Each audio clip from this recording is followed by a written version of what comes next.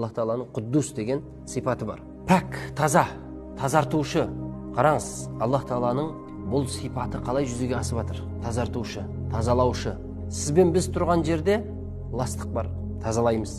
Әлемді қараңызшы, Алла Субханаху ва Таала қалай өзінің Құддус есімі жүзеге асып жатыр қараңыз.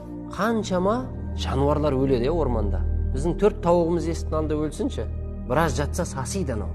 Тазалауымыз керек, алып шығарып тастау керек. Мұсыр үймелеп қалса, оның иісі шығады.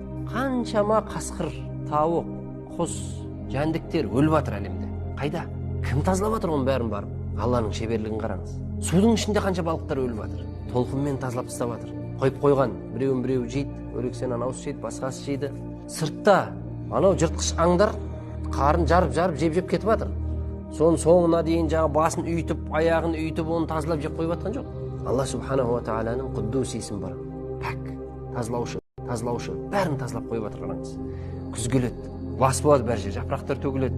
Қайттан қарасаң, қыстан кейін көктемде қайттан бар тазалық. Біз жерді, өлген жерді қайта тірілтеміз дейді. Не үшін өлген деп жатыр? Ештеңе ексең еге алмайсың қыстың күні. Күзде де өліп тұр ана жер. Шықпайды сен еккен нәрсең. Алла қайттан тірілтеді.